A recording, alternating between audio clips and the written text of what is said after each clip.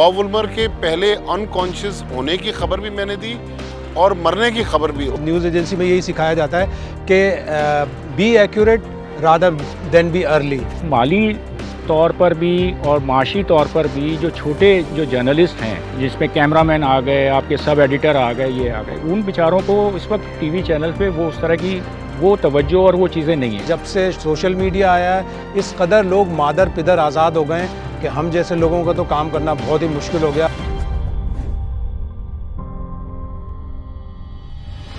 बिस्मिल्लाहिर्रहमानिर्रहीम, अस्सलाम वालेकुम। कॉट बिहाइंड आप देख रहे हैं, मैं हूं आसिफ खान। और आज जो हमने लोगों को कॉट किया है ना, वो बड़े लोग हैं। मतलब जर्नलिज़म पे हम प्रोग्राम्स तो बहुत सारे करते हैं, यानी क्रिकेटर्स पे हों, हॉकी प्लेयर्स पे हों, स्क्वॉश प्लेयर्स पे हों, कोई भी खिलाड़ी हो, उसके हम बात तो करते हैं। लेकिन जो लोग उनकी ख़बरों को पहुँचाते हैं आप तक, उनका क्या ज़िम्मेदारी है, उनका किस तरह का वो काम करते हैं, किस तरह का काम आजकल हो रहा है, किस तरह का काम कोई करीब 30 साल 40 साल पहले हुआ करता था। इस चीज़ का अहाता आज के प्रोग्राम में हम कोशिश करेंगे कि हो जाए। और उसके लिए जिन शख्सियात को मदऊ किया है वो पाकिस्तान के बड़े नाम हैं, जर्नलिज़म मीडिया के जाइंट्स हैं। 3 शख्सियात मेरे साथ बैठी हैं। इनका तजुर्बा, अब मैं तीनों का अलग अलग तजुर्बा बताऊं इससे ज़्यादा ये बेहतर होगा कि तीनों का मजमूई तजुर्बा कोई 130 बरस का बनता है। 130 बरस, और अगर मैं भी अपने शामिल कर लूँ 20 साल, तो 150 साल का तजुर्बा है आज जो इस प्रोग्राम में आपके सामने हम रखेंगे। सबसे पहले मेरे साथ बैठे हैं अब्दुल माजिद भट्टी साहब। नाम ही काफ़ी है, करीब इनको भी 45 बरस हो चुके हैं जर्नलिज़म करते हुए, और जंग अखबार के साथ वाबस्ता ये हुए तकरीबन 30 बरस पहले। और उसके साथ जियो टीवी पर और मुख्तलिफ़ टीवी चैनल्स पे आप इनको देखते हैं। तो भट्टी साहब को खुशामदीद कहता हूँ। अस्सलाम वालेकुम भट्टी साहब, कैसे हैं? जी वालेकुम सलाम। आपने हमें कॉट किया और जो आउट किया वो 2 मिस्ट्री स्पिनर्स, एक तो अबरार आउट हुए, फिर राशिद लतीफ़ और डॉक्टर नुमान नियाज़ भी आज आउट नज़र आ रहे हैं। डॉक्टर नुमान नियाज़ साहब इस्लामाबाद में हैं, राशिद लतीफ़ साहब करीब में हैं, लेकिन ज़िम्मेदारी मेरे सर पे है। खैर स्टम्प हो गए वो करते देखिए ना, ये आपको लग रहा है ना कि कितने बरजस्ता लोग हैं, लेकिन बड़ी खूबसूरत पर्सनैलिटीज़ हैं तीनों। दूसरे साहब हैं अब्दुल रशीद शकूर साहब। BBC के लिए इन्होंने 35 बरस करीब काम किया, और उससे पहले जो इन्होंने काम किया अखबार वतन के लिए काम करते रहे। उसके अलावा एक्सप्रेस के लिए भी काम किया। आजकल भी कुछ ना कुछ कर रहे हैं, अपना वीलॉग का इन्होंने स्टेशन बनाया हुआ है यूट्यूब पे। तो रशीद शकूर साहब भी एक जय्यद पर्सनैलिटी हैं। अस्सलाम वालेकुम। वालेकुम सलाम आसिफ, थैंक यू, बहुत शुक्रिया। ठीक है, बड़े धीमे हो गए आप। वक्त के साथ साथ उम्र के साथ साथ वक्त के साथ साथ तीसरी शख्सियत है हमा जहद, मैं कहूँगा, क्योंकि 2 तरह का काम करते हैं। एक तो लोकल पाकिस्तान की मीडिया स्टेशन के लिए तो काम करते ही हैं, लेकिन तवील अरसे से एक फ़ॉरेन न्यूज़ एजेंसी के लिए भी काम कर रहे हैं, AFP। शाहिद हाशमी साहब ये भी बड़े धीमे मिजाज के आदमी हैं, लेकिन इनका काम का स्टाइल ज़रा डिफरेंट है। बाकी 2 लोग उर्दू मीडियम को कवर करते रहे खासे अरसे, लेकिन शाहिद साहब को मैंने कहा जय्यद हैं, और उसके अलावा जहतें इनकी मुख्तलिफ हैं। शाहिद साहब अस्सलाम वालेकुम, कैसे हैं? वालेकुम सलाम आसिफ, अल्हम्दुलिल्लाह बेहतरीन। शाहिद साहब से शुरू करता हूँ आपकी इजाज़त से। बिल्कुल। तकरीबन तीनों ही बराबर के तजर्बे के हामिल हैं, लेकिन शाहिद साहब से मैं शुरू करता हूँ। शाहिद भाई, आपने मतलब आपसे मैं ये तो नहीं पूछूंगा कि किस तरह से शुरू किया आपने, क्योंकि ये तो सबको पता है, लेकिन क्या हुआ करता था उस वक्त, खबर आप लेके आते थे जब आप यंग थे, और किस तरह से आपके एडिटर्स आपको डील करते थे? देखो, एक ये सीखने का मरहला होता है। शुरू से ही आप सीखते हैं, आप बहुत सी चीज़ों से गाइडलाइंस लेते हैं, और कुरान सबसे बड़ी गाइडलाइन है। कुरान में इरशाद हुआ है फ़तबय्यनु को मतलब है किसी भी चीज़ को पहले जब तुम्हें मिले तो उसको चेक करो। ये सहाफ़त में भी उसूल बनाया कि कोई भी चीज़ मिलती थी उसको चेक करते थे। तो ओवर द ईयर्स जितना भी काम किया, बहुत ही रेयरली ऐसा हुआ कि कहीं फंसे हों, कोई ख़बर में कोई बाउंस हुई हो या कोई गड़बड़ हुई हो। पूरी कोशिश यही होती थी। और फिर जब न्यूज़ एजेंसी का काम किया तो न्यूज़ एजेंसी में यही सिखाया जाता है कि be accurate rather than be early, यानी जल्दी ना करो। अगर जल्दी करोगे और एक्यूरेसी नहीं होगी तो तुम अपनी क्रेडिबिलिटी खो दोगे। तो हमेशा क्रेडिबिलिटी का ख्याल रखा और लोगों से सीखते रहे, लोगों से मशवरे लेते रहे। अपने शकूर से, माजिद से, समी से मेरा बहुत हमेशा इन सब लोगों से बहुत अच्छा रिश्ता और रैपो रही। तो इन लोगों से सीखते रहे। और फिर सबसे मेन चीज़ यही थी कि अपनी क्रेडिबिलिटी का ख्याल रखना है, चाहे वो ख़बर में हो, चाहे वो अपने कैरेक्टर में हो, चाहे वो अपने बिहेवियर में हो।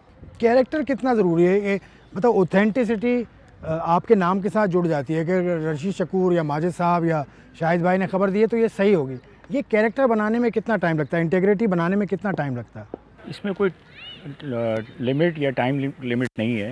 ये वक्त के साथ साथ भी आपकी मेच्योरिटी आती जाती है, लेकिन ये अंदर से एक एहसास होता है कि जब आप कोई काम, मतलब आप जैसे क्रिकेटर हैं, बैटिंग करने जा रहे हैं, तो वो एहसास ज़िम्मेदारी जो होता है वो हर शोबे में होता है, चाहे वो जर्नलिज़म है, चाहे आप कोई बिज़नेस कर रहे हैं, चाहे आप तालीम हासिल कर रहे हैं, तो वो आपके जो एहसास ज़िम्मेदारी है कि यार मुझे जो काम सौंपा गया है उसको मैंने किस तरह करना है। तो वो जो चीज़ है वही असल आपका ये जो है वो कैरेक्टर है कि आपका अगर आप पॉजिटिव हैं और आप एक संजीदगी से एक चीज़ को ले रहे हैं, तो वो चीज़ आपकी शख्सियत में एक पुख्तगी ले आती है फिर, और वो आपके काम को आसान कर देती है। फिर आपको एक लाइन ड्रॉ हो जाती है कि यार ये चीज़ सही है, ये चीज़ गलत है, मैंने किस तरह इस चीज़ को आगे लेकर चलना है, मेरे लिए क्या चीज़ फ़ायदेमंद है, क्या चीज़ नुकसानदेह है, मेरे कैरेक्टर को, मेरे काम को, मेरी शख्सियत को क्या चीज़ डैमेज करेगी, उससे मुझे बचना है।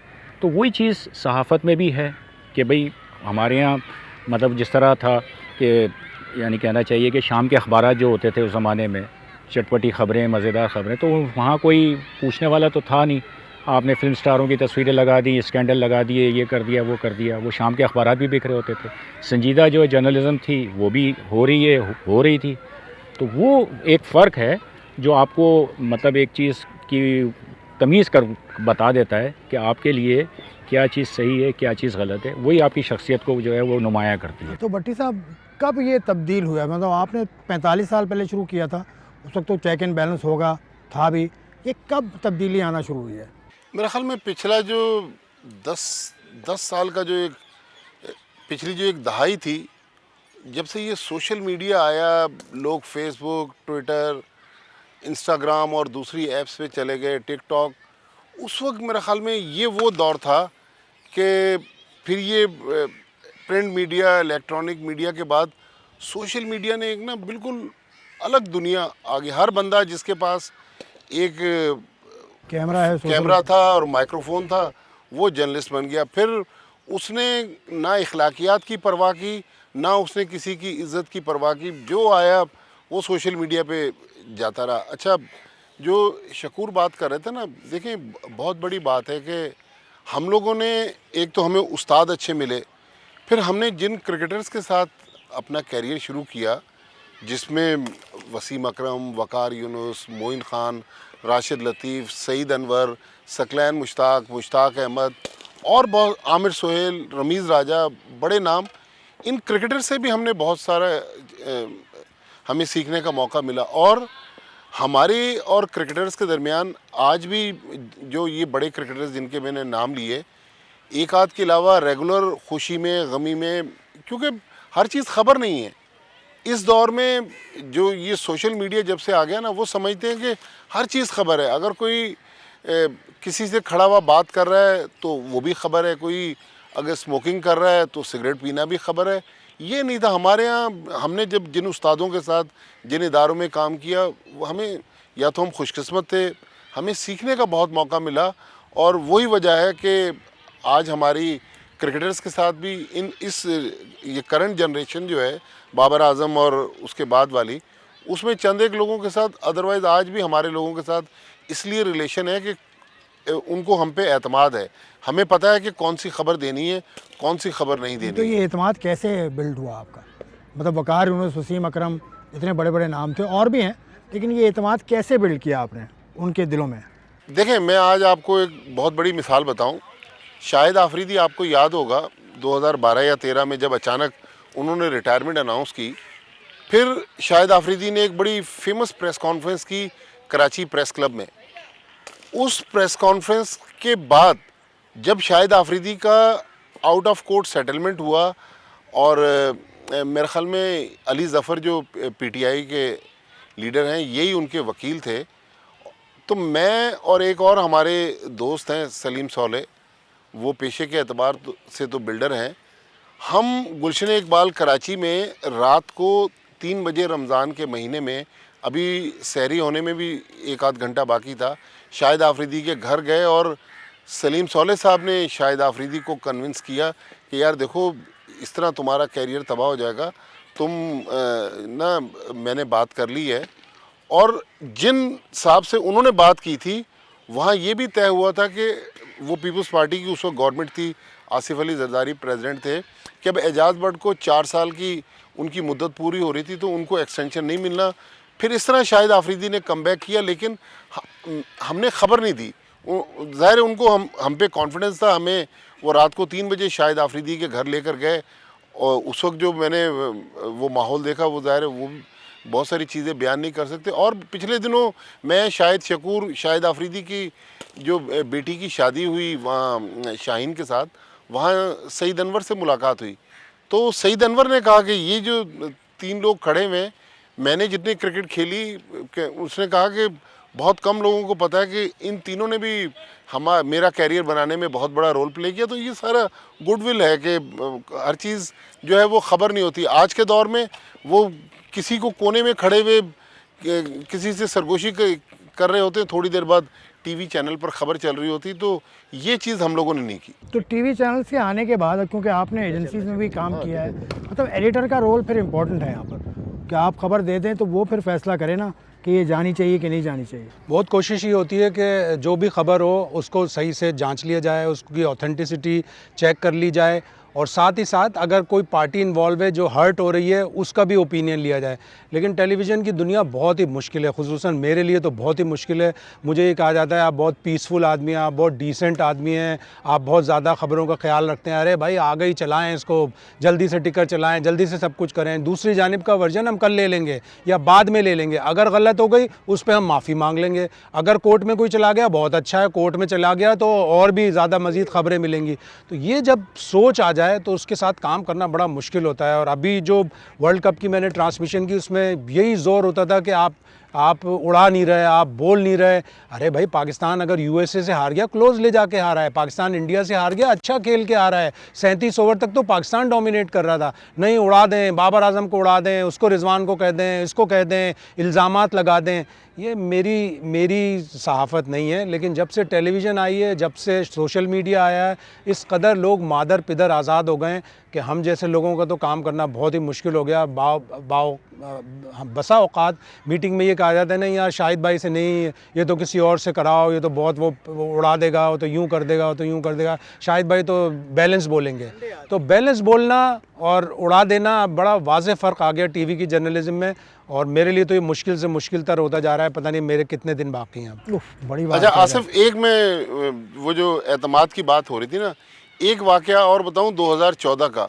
2014 में जो बांग्लादेश में T20 वर्ल्ड कप हुआ, सुनार गांव होटल जहां टीमें ठहरी हुई थी, वहां मैं एक रात को गया दोस्तों के साथ। तो स्विमिंग पूल पे मुझे शोएब मलिक मिले, फिर मुझे अलग लेकर गए। तो ये 2014 में उन्होंने मुझे बताया कि देखें, मैंने कहा यार आपके बारे में बहुत सारा मीडिया में आ रहा है कि सानिया मिर्ज़ा से आपकी अलहदगी होने जा रही है। उसने कहा नहीं माजिद भाई, अब तकरीबन मामला जो है ना ये तैयार है। मैं सिर्फ मेरी जर्मनी में या इटली में बता रहे थे बहन रहती है, उनसे मैं मशवरा कर लूँ, उसके बाद फिर मैं ना, अब हम ब्रेकअप होने जा रहा है तो अनाउंस करूँगा, लेकिन अभी आपने ख़बर नहीं देनी।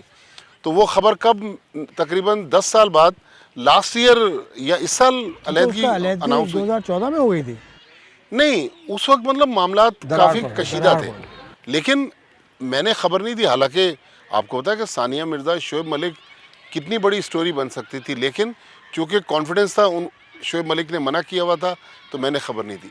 आप क्योंकि सोशल मीडिया पे भी हैं, ये दोनों हजरात का अपना चैनल नहीं है, लेकिन आपको क्या मुश्किलात होती हैं कि सोशल मीडिया पे? मुश्किलात नहीं है, लेकिन इस वक्त जो सूरत हाल है ना वो बड़ी मायूस कुन है। बड़ी मतलब फ्रस्ट्रेशन बाज़ औक़ात होती है, जो दाएँ बाएँ चीज़ें पढ़ रहे होते हैं। मैं रेगुलर मतलब फेसबुक पे भी हूँ, मैं ट्विटर पे भी हूँ, मैं इंस्टा पे भी हूँ, इंस्टाग्राम पे भी हूँ। यूट्यूब का तो मेरा अपना एक वो है जो BBC से ख़त्म होने के बाद फिर अपनी जो इनिंग शुरू की, जो भी चल रहा है जो। लेकिन सोशल मीडिया जो है ना, लोग कहते हैं सोशल मीडिया, वो मीडिया नहीं है, वो एक जंगल है। उस जंगल के अंदर जब आप दाखिल होते हैं ना, तो अजदहे, मतलब चीते, शेर, आपको भेड़िए, इस तरह की जो चीज़ें हैं ना वो आपको हो रही होती हैं। क्योंकि वहाँ पे अगर आपने कोई सही बात भी की ना, फ़ैन फॉलोइंग वहाँ पे हर एक की है। कोई बाबर आजम का फ़ैन है तो कोई शाहिद आफरीदी का है, कोई वो है, नेचुरली होता है, इंडिया में भी हर जगह होता है। लेकिन हमारे यहाँ जो है अदम बर्दाश्त और किसी की रिस्पेक्ट वो अब रही नहीं है। अगर आपने किसी की तारीफ़ कर दी ना, तो मैं उसको वो नहीं करूँगा कि यार चलो आपने किसी की तारीफ़ की है। मैं ये कहूँगा कि इन्होंने क्यों की है तारीफ़। फिर मैं उड़ाना शुरू कर दूंगा। तो वो सोशल मीडिया तो बिल्कुल अब ऐसा हो गया है कि जैसे कोई पूछने वाला नहीं है, कोई कवानीन नहीं है, कोई रूल्स रेगुलेशन नहीं है, जिसकी मर्ज़ी आ रहा है वो उसने अपना अकाउंट बनाया हुआ है, वो उसको उड़ा रहा है, कर रहा है, किरदार कुशी हो रही है, ठीक है। एक दूसरे के जो है वो बस ऐसा लगता है कि अगर सामने आ जाए तो वो गिरबान भी पकड़ लें और हाथापाई भी हो जाए, गुत्थम गुत्था हो जाए। मीडिया की जो बात चल रही है ना, वो पाकिस्तान के अंदर जो मीडिया के अंदर जो वाज़े तब्दीली आई, वो आई इलेक्ट्रॉनिक मीडिया की। उसमें मुस्बत भी है, मनफी भी है। मुस्बत जो है वो थोड़ा सा मुझे अब कम से कम होता चला गया है। मनफी जो चीज़ें हैं ना, पहलू, वो ज़्यादा अब मुझे नज़र आते हैं।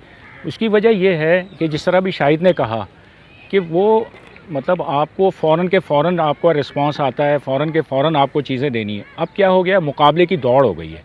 आपके टीवी चैनल ने जो है वो एक स्क्रीन लाल हुई और आपने एक चीज़ दे दी। अब दूसरे जो टीवी चैनल वाले हैं ना, पहले तो ये होता था कि जो खबर थी, अखबार जो था वो 24 घंटे के बाद शाया हो रहा है, आपके हाथ में आ रहा है, वो 24 घंटे थे। आपके पास टाइम होता था, शिफ्टें होती थी, उसमें ख़बर की तस्दीक तरदीद सब चीज़ें आपके पास टाइम हो। अब उसमें है नहीं। वो यही बात है कि जी यार फ़लाँ टीवी चैनल तो ये दे रहा है, यार आप दे दो, अभी बाद में देखते हैं। अब रिपोर्टर जो है ना वो इस वक्त रिसीविंग एंड पे है। रिपोर्टर जो है ना वो रिसीविंग एंड पे वैसे भी है।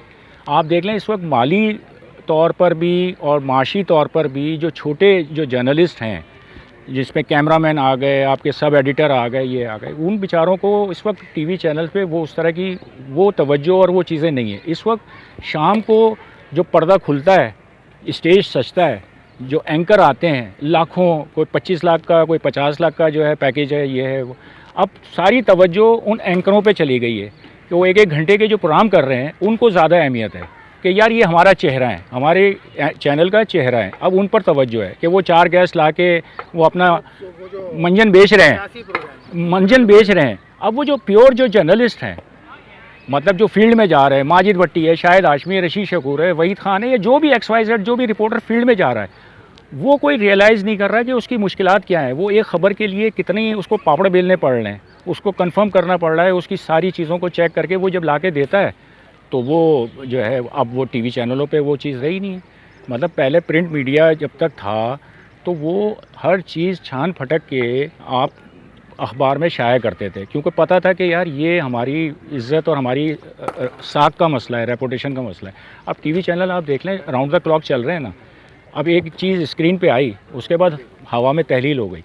प्रिंट मीडिया इसलिए अभी भी मैं ये कहता हूँ कि असल जो चीज़ है वो प्रिंट मीडिया इसलिए है कि एक चीज़ आपकी जो तहरीर है, माजिद भट्टी, शाहिद हाशमी ने आज से 30 साल पहले जो आर्टिकल लिखा होगा वो आज भी किसी न किसी में महफूज है ना, किसी कागज़ पे वो लिखा हुआ है। बोला मैंने, हवा में तहलील हो गया, क्या बोला, रिकॉर्ड है नहीं आज है। से 15 साल पहले माजिद भट्टी साहब ने खबर दी थी।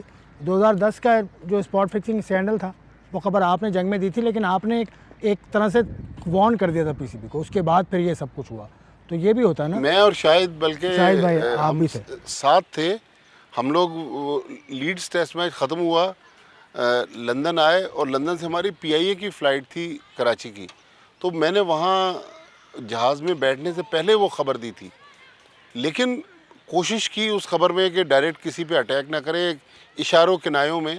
देखें, मैं इस जर्नलिज़म में आज ये एतराफ़ करता हूँ, मेरे जो रोल मॉडल थे, हालांकि हमारे आपको पता है कि बड़े देरीना दोस्त वहीद ख़ान, मैंने वहीद ख़ान से जितना इस जर्नलिज़म में सीखा, उससे बड़ा ब्रेकिंग न्यूज़ का प्रिंट मीडिया में, इवन जब वो इलेक्ट्रॉनिक मीडिया में भी तो उनकी ब्रीफ सा टाइम था, लेकिन वहीद ख़ान ने बड़ी बड़ी ख़बरें ब्रेक की। वहीद ख़ान डरता नहीं था। आज ये जो लोग कह रहे जी बाबर आजम मुझे कत्ल की धमकियाँ दे रहे, कौन कत्ल की धमकियाँ दे रहा है? इस शहर में हम बचपन से लेके अब बूढ़े हो गए, हमने तो ऐसा ख़तरनाक टाइम देखे, हमें तो किसी ने कत्ल की धमकी नहीं दी।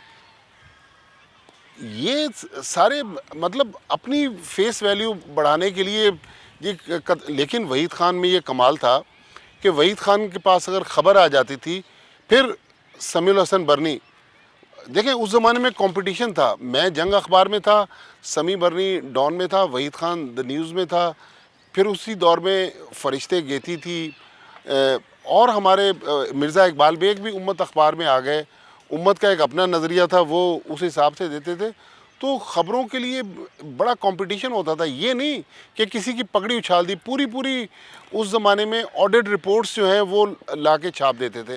शाहिद भाई, जिस तरह भट्टी साहब से जिक्र हुआ, 2010 का स्पॉट फिक्सिंग का केस हुआ, आप उस वक्त पता नहीं, मुझे नहीं याद कि आप AR1 में थे उस वक्त के नहीं, लेकिन आपका क्या रिएक्शन था? आपने खबर किस हद तक अपने इदारे को दी थी?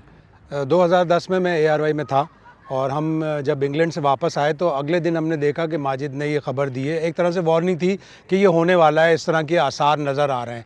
लेट नाइट किसी ने उठाया मुझे फ़ोन करके और फिर मैंने ये आरिफ अब्बासी से चेक किया, आमिर सुहेल से चेक किया। 2-3 लोग ऐसे थे जो इसमें इन्वॉल्व थे, जिनके पास ये पक्की ख़बर थी।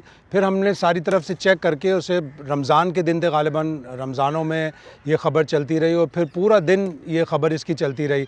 और उसमें एक शफ़क़त राना साहब थे जो उस वक्त टीम के मैनेजर थे, यावर सईद साहब थे असिस्टेंट मैनेजर थे शफ़क़त राना, और उनसे मोहम्मद इलियास साहब शायद सिलेक्शन कमेटी में थे, उनसे इन लोगों से सारे राब्ते में रहकर जो भी ख़बरें मिल सकती थी। और मुझे इत्तेफाक से मज़हर मजीद का एक कोई दोस्त था, वो भी मुझे इंग्लैंड से बाकायदा बता रहा था कि इस तरह की चीज़ें हो रही हैं, ये हो रहा है, अब पुलिस भी इन्वॉल्व हो जाएगी। और ये एक तरह से ट्रैप किया है मज़हर, दूसरा जो मज़हर था, जो मज़हर महमूद जो अंडर कवर रिपोर्टर था, उसने ये कवर अप किया और कुछ इंडियन हाथ भी बताया कि इंडियन लोग भी इसमें कुछ इन्वॉल्व हैं। तो वो पूरा दिन, 1-1.5 दिन तक वो ख़बर चलती रही। शुरू में तो ज़रा थोड़ा सा एक एहतियात का पहलू था कि बात सही होगी या नहीं होगी, लेकिन चूँकि आरिफ अब्बासी, आमिर सुहेल सबसे बात हो चुकी थी, तो आरिफ अब्बासी एक ऐसे ऑथेंटिक आदमी थे, ऐसे ऑथेंटिक सोर्स था कि जिसको बिलीव करके आप कोई भी ख़बर दे सकते हैं। और फिर तकरीबन 1-1.5 दिन, 2 दिन तक ये ख़बरें चलती रहीं। और आगे भी फिर जब एजाज़ भट्ट वहाँ पहुँच गए और फिर सारी चीज़ें, और फरवरी में इंक्वायरी तक, दोहा में जो इंक्वायरी हुई वहाँ से भी पता चलता रहा। और उससे पहले जब अपीलें मुस्तरद हुई, उस वक्त भी हम दुबई में टेस्ट मैच कवर कर रहे थे। तो फिर ये तकरीबन 5-6 महीने का सिलसिला चलता ही रहा। आसिफ, उसमें ये जो बता रहे हैं ना, हम लोग जियो सुपर पे पाकिस्तान इंग्लैंड की सीरीज़ शुरू हो गई थी ना, पहले तो पाकिस्तान ऑस्ट्रेलिया की सीरीज़ में मैं और शाहिद थे। तो आमिर सुहेल हमारे साथ जियो सुपर पे एक्सपर्ट थे, मैं भी उनके साथ प्रोग्राम में बैठता था। तो एक दिन मुझे आमिर सुहेल कहने लगे कि आप देखिएगा अगले चंद घंटों में एक बहुत बड़ी ख़बर आने वाली है। खैर, जब हम आमिर सुहेल या राशिद लतीफ़ से मिलते हैं तो हमें पता होता है कि भाई वो इसी किस्म की गुफ्तगू कर रहे होते हैं कि भाई ये बड़ी ख़बर है, ये बड़ी ख़बर है। बाज़ दफ़ा पता चल जाता है, बाज़ दफ़ा नहीं। अब हम, रमज़ान का महीना था, सो गए। तो वो फिर 2:30-3 बजे मुझे आमिर सुहेल का फ़ोन आया कि आप टीवी देख रहे हैं। मैंने कहा नहीं है, मैं तो सो रहा था, आपने उठाया है, खैरियत? कह रहे मैं आज शाम को जो आपसे बात कर रहा था, टीवी खोलें। टीवी खोला तो न्यूज़ ऑफ द वर्ल्ड का वो पूरा जो स्टिंग ऑपरेशन था उसकी खबर चल रही थी। तो आमिर सुहेल वो आदमी थे जो पहले से, जिनको इल्म था कि ये कहानी होने जा रही है। फिर इसी पूरी इंक्वायरी के दौरान मैं और शाहिद जब साउथ अफ्रीका की सीरीज़ कवर कर रहे थे तो एक हमने दुबई में ICC हेडक्वार्टर में हेयरिंग कवर की। अब उस हेयरिंग से हमारा भी एक वाक़या रिलेटेड है। अब हम हेयरिंग कवर करके वापस जा रहे हैं अबू धाबी। तो दुबई का स्टेडियम जहां आज है, अब तो आपको पता बहुत आबादी होगी, पहले ये वीरान सी जगह थी। तो अचानक हम जिस टैक्सी पे जा रहे थे वहाँ से एक लेबर कैंप की इतनी स्पीड में बस आ रही थी कि हमने तो आंखें बंद कर ली। हमने समझा बस हमारे ऊपर आ गई है और हमारी गाड़ी को कुचल देगी। तो शायद हम भी खबर बनते बनते रह गए उस पूरी कहानी के दौरान।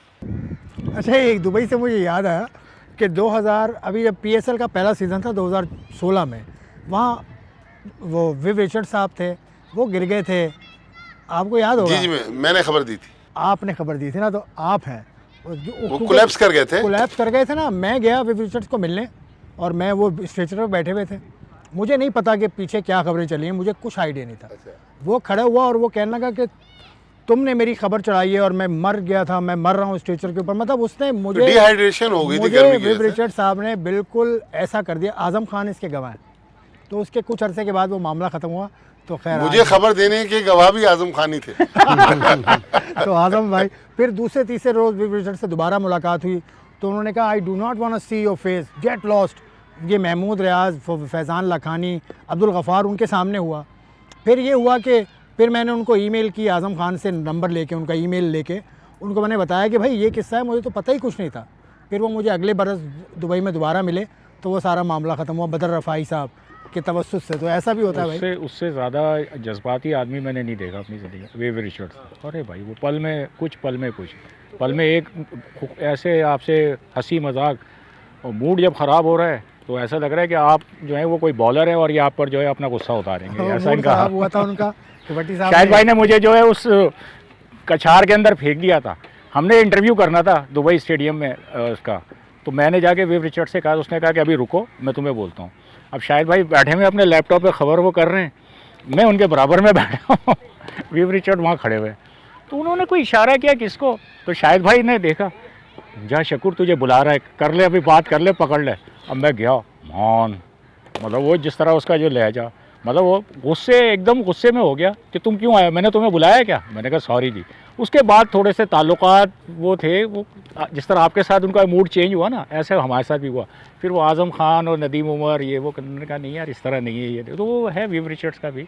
लेकिन वो हम लोगों का भी यही है आसिफ भाई कि जितना अरसा हमने भी जर्नलिज्म में गुजारा है ना, कंट्रोवर्सीज़ इस तरह की जो चीज़ें हैं ना, ये बड़ी चीज़ें देखी हैं, चाहे वो मैच फिक्सिंग हो, स्पॉट फिक्सिंग हो, चाहे दूसरी चीज़ें हो, ये जैसे बॉब वुलमर वाला जो 2007 का इनका वो जो एपिसोड है, बहुत सी चीज़ें बहुत हुई। बॉब वुलमर वाली सीरीज़ पे मैं आता हूँ। शायद भाई आपका कोई एक्सपीरियंस है किसी प्लेयर के साथ जो अच्छा नहीं हो, फॉरेन हो लोकल हो?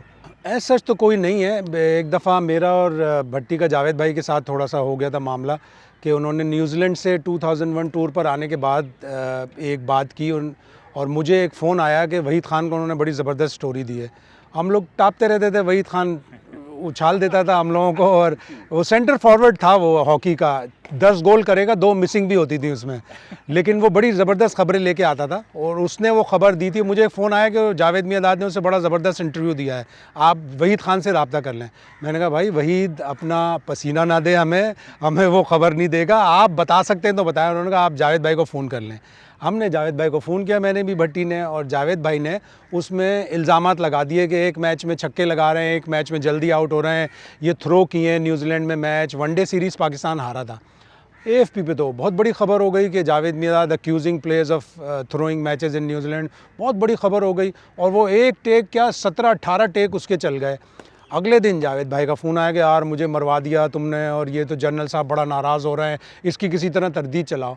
तो मैंने कहा AFP न्यूज़ एजेंसी में तरदीद तो नहीं चलती, तरदीद का मतलब है मेरा तो करियर ख़त्म, मेरी तो डिनाइल तो चल ही नहीं सकती। हाँ, जनरल तौकीर ज़िया से अगर आप कह दें कि वो ये कह दें कि जावेद गुस्से में था, उसने इस तरह की बातें कर दी हैं, ऐसी कोई बात नहीं है, तो वो स्टोरी चल गई। लेकिन बाय दैट टाइम एक वकील ने, रफ़ीक बाजवा करके कोई नाम था, वो हमेशा इसी तरह के केसेस करता था, उसने लाहौर हाई कोर्ट में जस्टिस क़य्यूम की अदालत में केस कर दिया कि जी जावेद मियांदाद इस तरह के इल्ज़ामात लगाते हैं पाकिस्तानी प्लेयरों पर, या तो माफ़ी मांगें या अपने इल्ज़ामात साबित करें।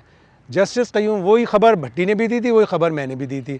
जस्टिस क़य्यूम ने समन जारी कर दिए मेरे और भट्टी के कि आइए आप और आप साबित कीजिए। जावेद मियांदाद तो कह रहा है मुझे मिसकोट किया है, लेकिन जावेद मियांदाद को एक आदमी तो मिसकोट कर सकता है, 2 आदमी मिसकोट कभी भी नहीं कर सकते जिन्होंने अलग अलग बात की हो। तो पहली हियरिंग में जावेद भाई ने माफ़ी मांग ली, तो जावेद भाई काफ़ी अरसे तक हम लोगों से थोड़ा खिंचे नाराज़ रहे, लेकिन फिर बाद में वो मान गए कि उन्हें पता था कि मिसिंग उन्हीं की है। मलिक क़य्यूम इंक्वायरी का जिक्र किया, उस टाइम में 95 के 96 97 में शुरू हुई है, या बल्कि 98 में शुरू हुई है। मलिक क़य्यूम इंक्वायरी आपने देखी पूरी तरह से, इसका मतलब कोई 50-60 लोगों ने इंटरव्यूज़ दिए थे उसमें, 150 पेज की ये रिपोर्ट है। इस रिपोर्ट को आप कैसे देखते हैं? क्या PCB ने इस पर अमल किया पूरी तरह से कि नहीं? मेरे ख्याल में शकूर उस केस में ज़्यादा इन रहे, ये तो लाहौर हाई कोर्ट में इन्होंने 1-2 समातें भी अटेंड की, शायद भी गए, लेकिन मेरे ख्याल में इंसाफ पे मबनी रिपोर्ट्स नहीं थी। जो कहानियाँ ज़ुबान ज़द आम थी, वो किरदार जो थे आज भी पाकिस्तान क्रिकेट के मंज़र पर नज़र आ रहे हैं। तो मेरे ख्याल में अगर उसी वक्त एक दयानतदारी से रिपोर्ट आ जाती, जो लोग कसूरवार थे उनको निशान इबरत बनाया जाता, तो बाद में फिर ये 2010 का spot fixing scandal, Sharjeel Khan, Khalid Latif और उसके बाद और दूसरे जो छोटे मोटे स्कैंडल्स आते रहे, वो नहीं होते। लेकिन हमने अपनी तारीख से सबक नहीं सीखा। आज हमारी क्रिकेट भी इसलिए तबाह हुई कि उस दौर में जो कहानियाँ थीं उसमें नासिर वास्ती एक हमारे कराची के प्लेयर थे, सुपर हाईवे पे उनकी गाड़ी को कुचल दिया गया। सलीम परवेज़ पेजी एक वनडे इंटरनेशनल खेले, 80 में वेस्ट इंडीज़ के ख़िलाफ़, वो भी इसी तरह के हादसे में हलाक हुए। और बहुत सारी कहानियाँ थी, डर भी लगता था उस ज़माने में।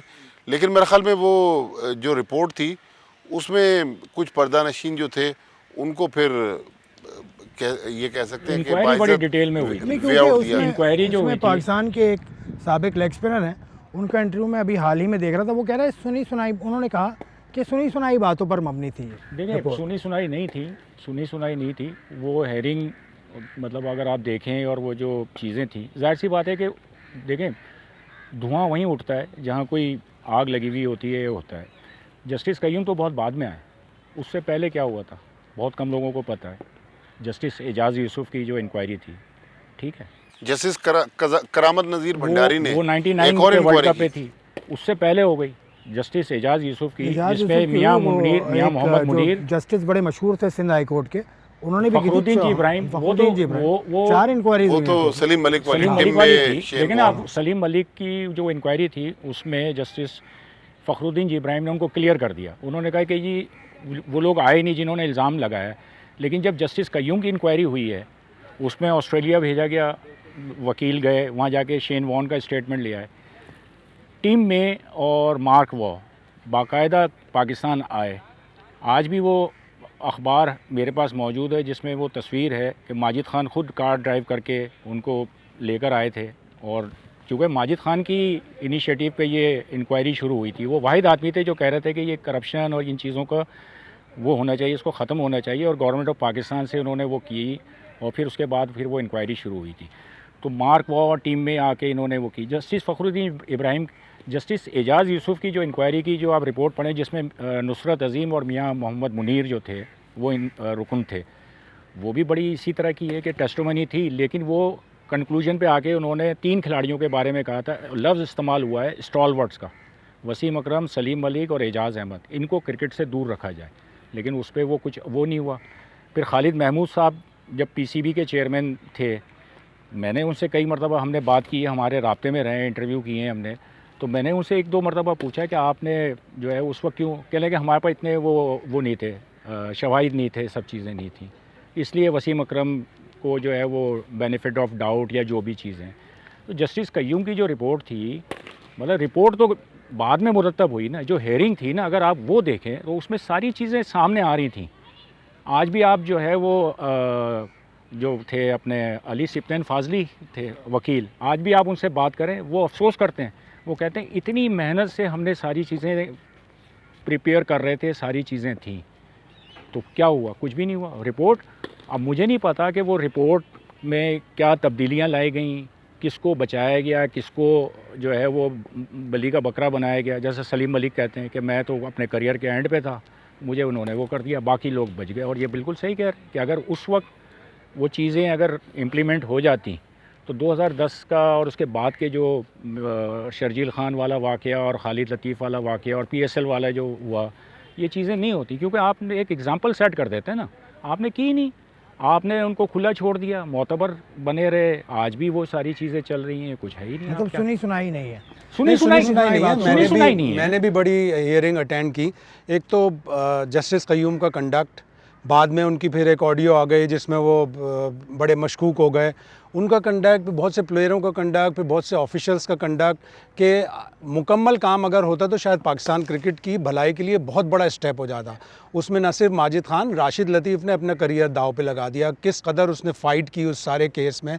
लेकिन आधा तीदर आधा बटेर होकर ना वो कार्रवाई मुकम्मल हुई, ना वो मुकम्मल तौर पर उन लोगों को सज़ाएँ हुई जो उसमें इन्वॉल्व थे। कुछ लोगों को बचा लिया गया और इसकी रिपोर्टिंग करना बेहद मुश्किल था, इसलिए कि आपको एक एक चीज़ छान पटक कर रिपोर्ट करनी थी। इंटरनेशनल न्यूज़ एजेंसी में उसकी रिपोर्टिंग हो रही है।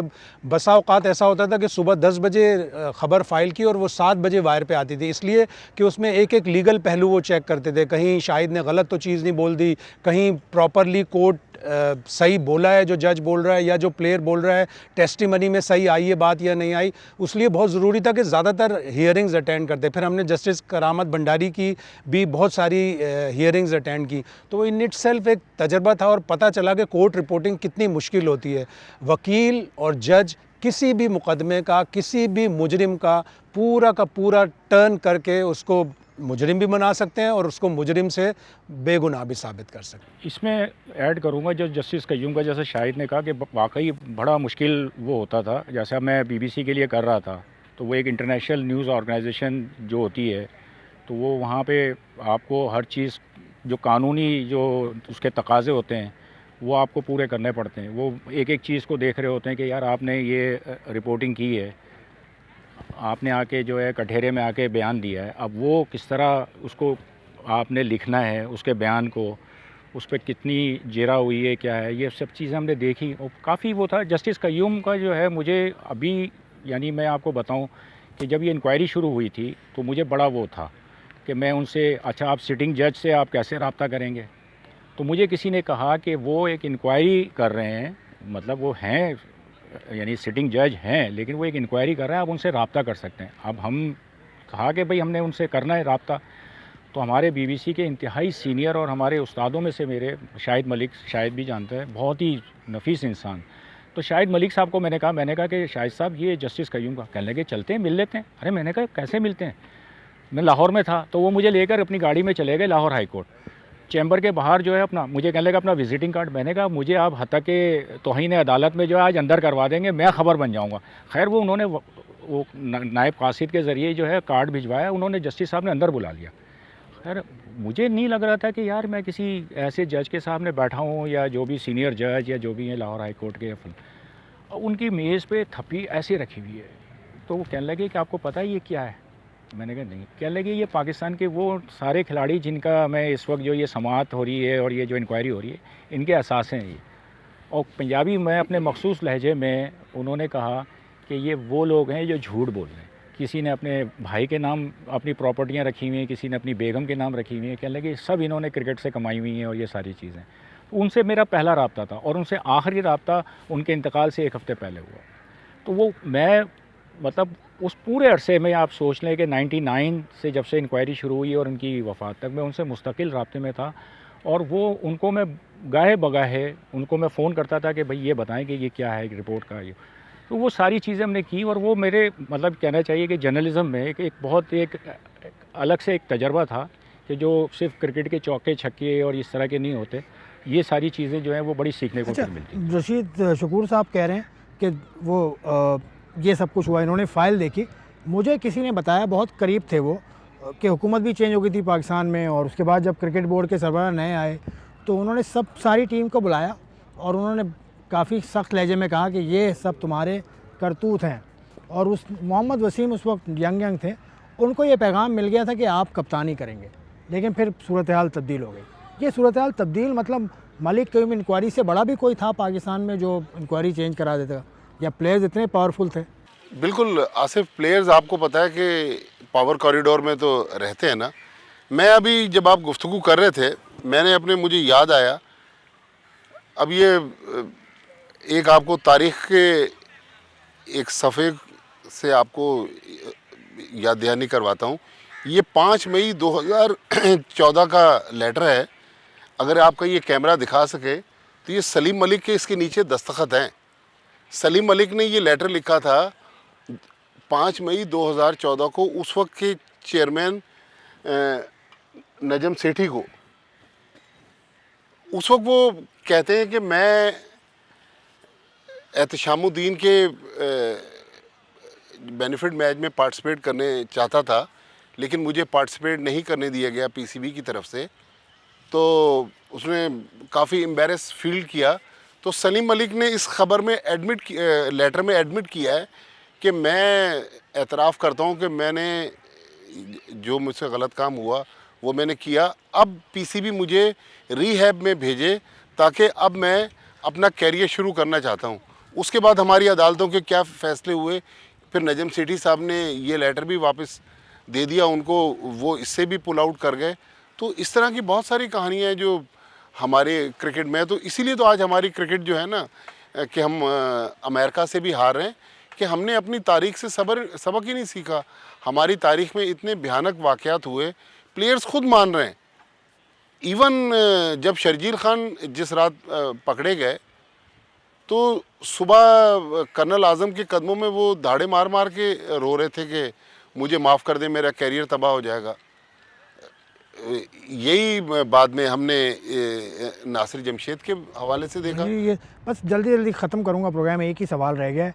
वो बॉब वुनवर केस में भी आप भी थे। बॉब वुनवर का जब मर्डर हुआ 2007 में जमैका में, तो आपको भी किसी इंक्वायरी में रख लिया था, आपको, एहसान कुरैशी साहब को, शाहिद हाशमी साहब? नहीं, मैं नहीं, आप नहीं थे इंक्वायरी में नहीं, वैसे कवरेज की थी जनाब। देखिए अब कई लोग इसको नहीं मानते, लेकिन मैंने राशिद लतीफ़ साहब को भी पिछले दिनों ये बताया था कि मैं वो आदमी था, आज भी आप यूट्यूब पे चले जाएं, जिसने, मैं असद मुस्तफ़ा आज भी हयात हैं, पीसीबी में सीनियर जनरल मैनेजर लॉजिस्टिक्स हैं, मैं उनके पास बैठा हुआ था।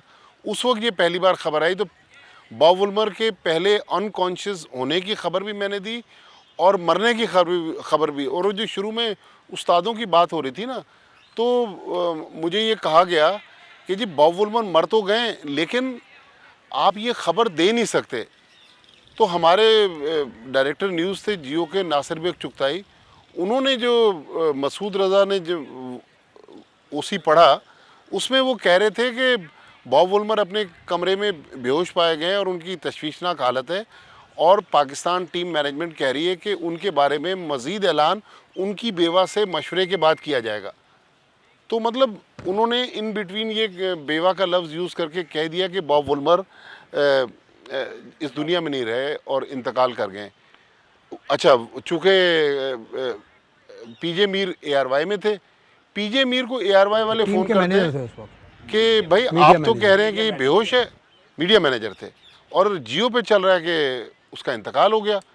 तो तलत अली मलिक कहते हैं कि पीजे ने मुझे कहा कि तलत भाई इसकी तरदीद चला दें। उन्होंने कहा भाई तुम तो डेड बॉडी के पास खड़े हो, कहाँ तरदीद चला दें। तो खैर उसके बाद पाकिस्तान टीम बाहर हो गई थी, बड़ी कहानियाँ चली पूरा। आपको इंक्वायरी में क्यों बुलाया था? वो मैं बता रहा हूँ कि हम लोग फिर पाकिस्तान आ गए, तो अब मुख्तलिफ कॉन्स्पिरेसी थ्योरीज आ रही थी।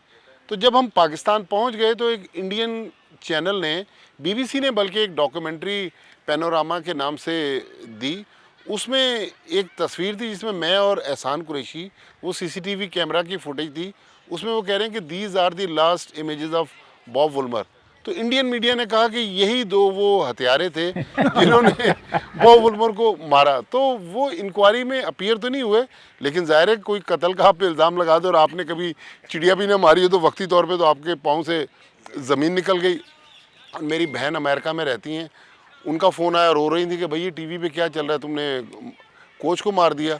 तो वो इस तरह से एहसान कुरैशी ने उसके अगले दिन प्रेस कॉन्फ्रेंस की कराची प्रेस क्लब में, और उन्होंने कहा मैं सू कर दूंगा ये वो। लेकिन बहरहाल हमारे कैरियर में इस तरह की बहुत बड़ा वाक़या था, बहुत बड़ा वाक़या और बहुत बड़ी बड़ी सूरत हाल इन्होंने बताई जिनसे ये गुजरे। भट्टी साहब बहुत बहुत शुक्रिया, शकूर भाई बहुत शुक्रिया, शाहिद भाई बहुत बहुत शुक्रिया। ये था प्रोग्राम जिससे मैंने भी बहुत कुछ सीखा है, क्योंकि एज अ जर्नलिस्ट जब मैंने शुरू किया था अपना करियर, तो इसी तरह के लोगों ने हमारा हाथ पकड़ा और हम चलना शुरू हो गए। थोड़ा बहुत जो काम किया वो आपके सामने है। इन तीनों का काम मैंने आपको बता दिया, 125 साल का एक्सपीरियंस है। और जो यंगस्टर्स हैं उनसे मेरी गुजारिश होगी कि इन जैसे लोगों से मिला करें और अपने काम को निखारने की कोशिश किया करें। आपका देखने का शुक्रिया। Caught behind.